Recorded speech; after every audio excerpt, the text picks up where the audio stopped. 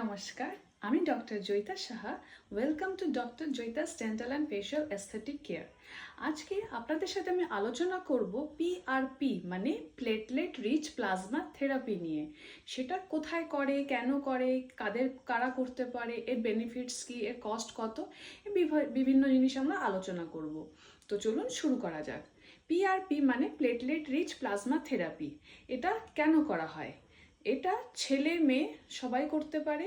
যাদের মাথায় চুল কমে যাচ্ছে, হেয়ার থিনিং হয়ে যাচ্ছে, মানে চুল পাতলা হয়ে যাচ্ছে, টাক পড়ে যাচ্ছে, বংশে যদি টাক থাকে তাহলে খুব তাড়াতাড়ি টাক এসে যাচ্ছে, বা বংশে টাক নেই কিন্তু তাও চুল পড়ে যাচ্ছে, চুল ফাঁকা হয়ে যাচ্ছে, ছেলে বা মেয়ে শীতে ফাঁকা হয়ে যাচ্ছে, ব্যালনেস দেখা যাচ্ছে, আপনার হেয়ার গ্রোথ কম, চুল গজাতে চাইছেন, হেয়ার ডেন্সিটি কম, ভলিউম কম, হেয়ারের ডায়ামিটার বাড়াতে চাইছেন, বিভিন্ন কাজে আমরা পিআরপিটা করে থাকি।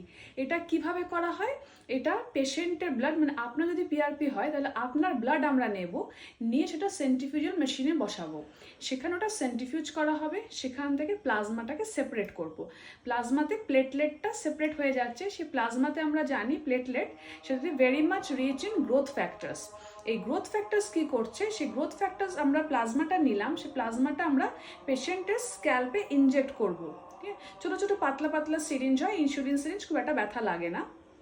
তো আমরা পেশেন্টের হেয়ারসে আমরা ইনজেক্ট করব। আজকে একটা জিনিস, যেহেতু আজকে আমরা পিআরপিটা সব জায়গাতেই করা যায়, ফেসে করা যায়, হেয়ারে করা যায়, স্কিনে করা যায়, হাঁটুতে করা যায়, তো আজকে আমরা হেয়ার্স নিয়ে আলোচনাটা করছি। তো আজকে হেয়ার্স নিয়েই বলছি যে মাথায় কেন করে।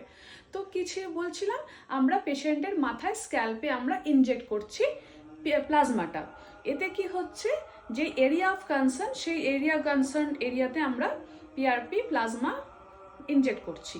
এতে পেশেন্টের গ্রোথ ওখানে ভালো হচ্ছে, প্লাস এটা হেয়ার ফল প্রিভেন্ট করছে, মানে চুল পড়তেও দেবে না, উল্টে আপনার চুল গজাতে সাহায্য করছে। তো এর অনেকগুলি সেশন নিতে হয়, একটা সেশনে আপনি রেজাল্ট বুঝতে পারবেন না।